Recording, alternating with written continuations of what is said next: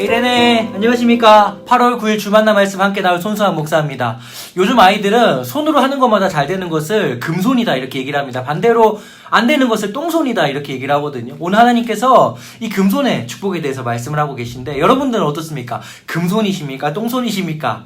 금손이 되고 싶지 않으십니까? 오늘 어떤 말씀이신지 우리 말씀 앞으로 나가겠습니다. 제가 기도하고 오늘 주신 말씀 함께 나누도록 하겠습니다. 존귀와 영광 받으실 아버지 하나님 감사합니다. 오늘도 이 생명의 말씀으로 우리를 불러주셨기에 우리 속에 이 생명의 말씀이 가득 있기 원합니다. 그래서 오늘 하루 우리가 걸어가는 곳곳마다 하나님의 생명이 흘러가서 죽었던 자들이 살아나는 그런 놀라운 역사 일으켜 주시옵소서. 더하여서 주님의 말씀을 통해 주시는 이 금손의 축복 나에게도 주셔서 손으로 하는 것들마다 복받는 이런 아름다운 인생 되도록 영혼 살리는 인생 되도록 함께해 주시옵소서. 부족한 종 오늘도 말씀 전하게 하셨으니 주님께서 사로잡아 주셔야 됩니다. 하나님 음성만 전달되도록 인도해 주시옵소서. 예수님 이름으로 기도드립니다. 아멘. 오늘 주신 말씀 신명기 23장 15절에서 25절까지 말씀입니다. 먼저 15절 16절 보시기 바랍니다. 종이 그의 주인을 피하여 내게로 도망하거든 너는 그의 주인에게 돌려주지 말고 그가 내 성읍 중에서 원하는 곳을 택하는 대로 너와 함께 내 가운데 거주하게 하고 그를 압제하지 말지니라. 말씀하십니다. 종이 도망오면 당연히 주인에게 다시 이렇게 보내줘야 되는 게 맞지 않을까요? 그런데 여기에 피하여란 단어가 임이란 단어인데 무엇으로 말미암아서라는 것입니다. 즉 그 종이 왜 도망을 했냐면 주인이 얼마나 압제를 많이 했으면 주인으로 말미암아서 도망할 수밖에 없는 상태인 종을 얘기하는 겁니다. 악한 주인 때문에 어쩔 수 없이 너무 핍박이 심해 도망 나왔던 종을 만나거들란 주인에게 다시 돌려줘서 고통을 당하게 하지 말고 내가 가지고 있는 기업 중에 그 종이 살겠다라고 하는 땅이 있으면 그곳을 줘가지고 거기서 편안하게 살도록 거주하도록 해줘야 된다라고 거주하게 야샤브란 단어인데 살게 하다라는 뜻입니다. 살게 해줘야 된다라고 말씀하십니다. 그러면서 압제하지 말아라. 불합리하게 부당하게 대우하지 말라라고 하나님이 말씀을 하고 계시는 겁니다. 왜 그럴까요? 우리가 바로 이런 종이었거든요.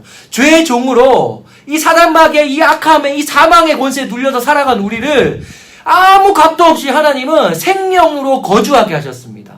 그러기에 그 예수님의 그 생명을 받은 자로서 당연히 우리도 이런 이웃이 있다면 당연히 거주하게 해야 됩니다. 이런 사랑의 통로가 되길 소망합니다. 내가 살았던 것처럼 나를 통해 내 주위에 또 사람이 사는 이런 생명의 복된 통로 되시기를 축복합니다.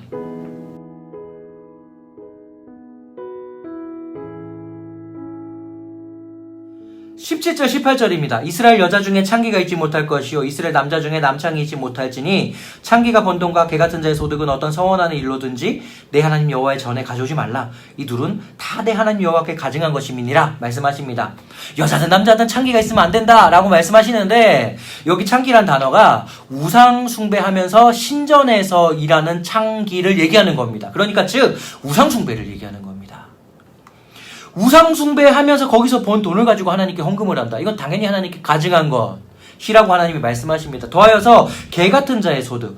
이거는 공격하다. 공격해서 번 돈을 얘기합니다.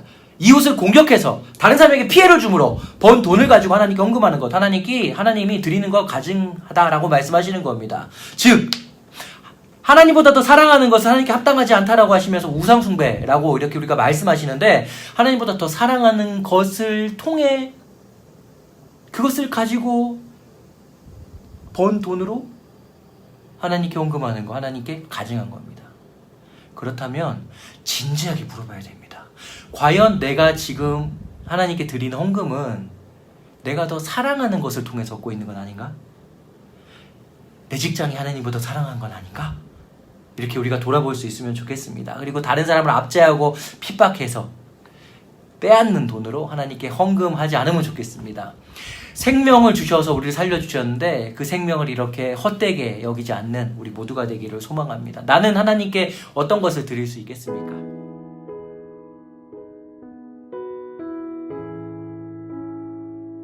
19절 20절 내가 형제에게 구워주거든 이자를 받지 말지니 곧 돈의 이자 식물의 이자 이자를 낼 만한 모든 것의 이자를 받지 말 것이라.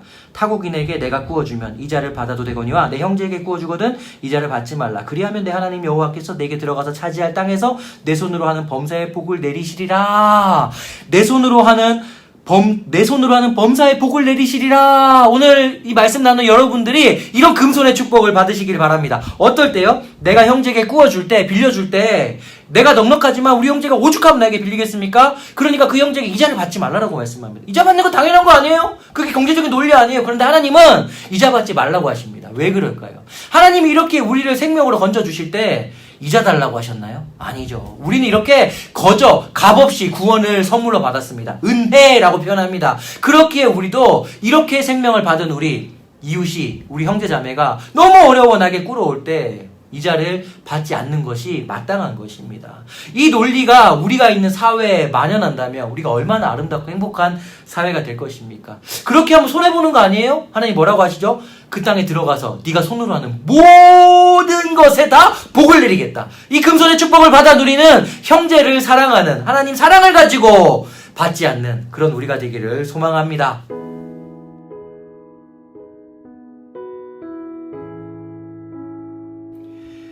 21절, 22절, 23절입니다. 내 하나님 여호와께 서원하거든 갚기를 더디하지 말라. 내 하나님 여호와께서 반드시 그것을 내게 요구하시리니 더디면 그것이 내게 죄가 될 것이라. 내가 서원하지 아니하였으면 무죄하리라. 그러나 내 입으로 말한 것은 그대로 실행하도록 유의하라. 무릇 자원한 예물은 내 하나님 여호와께 내가 서원하여 입으로 언약한 대로 행할지니라. 하나님께 드리겠다 약속하신 것을 반드시 드려야 됩니다. 약속해놓고 약속을 취소한다? 죄다고 말씀합니다. 왜 그럴까요? 왜 그럴까요? 하나님은 우리에게 약속하신 거 다 이루셨습니다. 생명까지 주시면서 이루셨어요. 무슨 약속을 하셨죠? 아담과 하와가 죄를 범하자마자 그 자리에서 즉시 예수님을 보내가지고 메시아를 보내서 너희를 죄에서 구원해주겠다라는 그 창세기 3장 15절 원시복음을 이 역사를 이루어 가시면서 주님은 십자가에서 이루어 주셨습니다. 하나님은 스스로 자기 자신을 약속에다 묶으셨어요. 그런 사랑을 받고 살아난 우리 하나님께 약속한 거 당연히 지켜야 되는 거 아닙니까? 이 사랑을 받아서 고백한 건데 이 사랑을 알고 있다면 진심으로 드릴 수가 있죠. 사랑을 모른다면 못 드립니다. 아까워서. 그래서 우리가 이 하나님의 사랑을 기억하면 좋겠습니다. 스스로 약속에 자신을 묶으신 이 십자가의 사랑, 이것을 놓치지 않는 우리가 되면 좋겠습니다.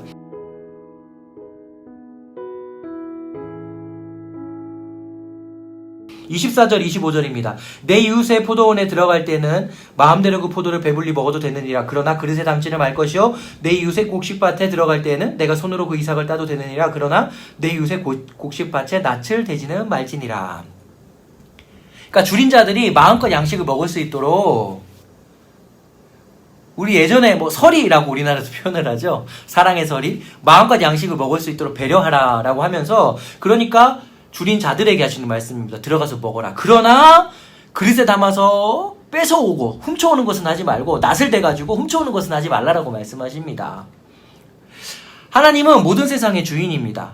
이 우리가 가진 모든 것도 하나님이 주신 것입니다. 주님이 주시지 않으셨다면 우리 가질 수가 없어요.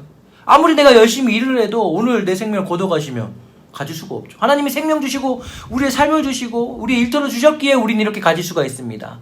즉 우리의 삶에 있는 모든 것은 하나님이 주셔서 관리하라고 주신 것이고, 우리는 하나님의 청지기로 관리하는 자입니다. 그러니 나보다 연약한 이웃이 내 것을 먹으러 와도 줄 수가 있는 것이죠. 내 게 아니라 하나님 것이고, 나도 그것을 받아서 누리며 사는 거니까 주인이신 하나님이 주라고 그랬으니까 주실 수 있는 것. 즉 하나님이 주인 되심을 고백하는 자는 나눌 수가 있습니다. 누가복음 6장 38절에 그런데 주라 그리하면 너희에게 줄 것이요 곧 후이되어 누르고 흔들어 넘치도록 하여 너희에게 안겨주리라. 너희가 헤아리는 그 헤아림으로 너희도 헤아림을 도로 받을 것이니라 라고 말씀하십니다. 내가 줬더니 비은 것 같은데 그 빈 것을 하나님이 흔들어서 차고 넘치도록 채워주신대. 왜 흔들까요? 빈 구석 없도록 채우시려고. 그리고 내가 그 사람이 불쌍해서 긍휼의 마음으로 헤아려 줬더니 하나님이 날 헤아려 주신대요. 이 놀라운 축복 받아 누리는 우리가 되면 좋겠습니다. 그렇다면 오늘 내가 줘야 될 사람 누구입니까?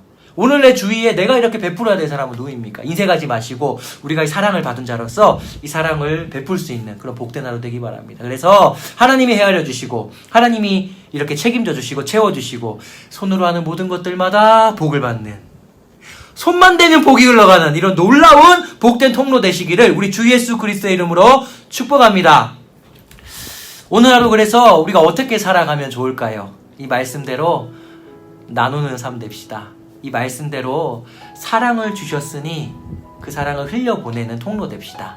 생명을 거저 주셨으니 나도 거저 흘려보내는 통로 됩시다. 그러면 놀랍게도 하나님은 날 더 풍성하게 풍요롭게 채워주실 것입니다. 그래서 내 주위에 있는 섬겨야 될 영혼들 기억하면서 이 아침에 중보하시고 이 말씀을 붙들고 또 우리 멀리 있는 선교지 또 생각하시면서 과연 내가 무엇으로 거길 도울 수 있을까? 특별히 우리 정명수 목사님 9월달에 전도 집회를 계획하고 계십니다.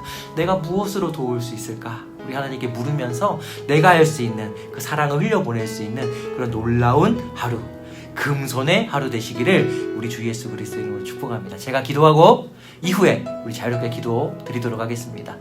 하나님 감사합니다. 이런 놀라운 축복을 주시고자 주라 하셨으니 순종하여 나누겠습니다. 하나님 금손의 축복, 하는 것들마다 복받는 축복 우리도 누리게 하소서.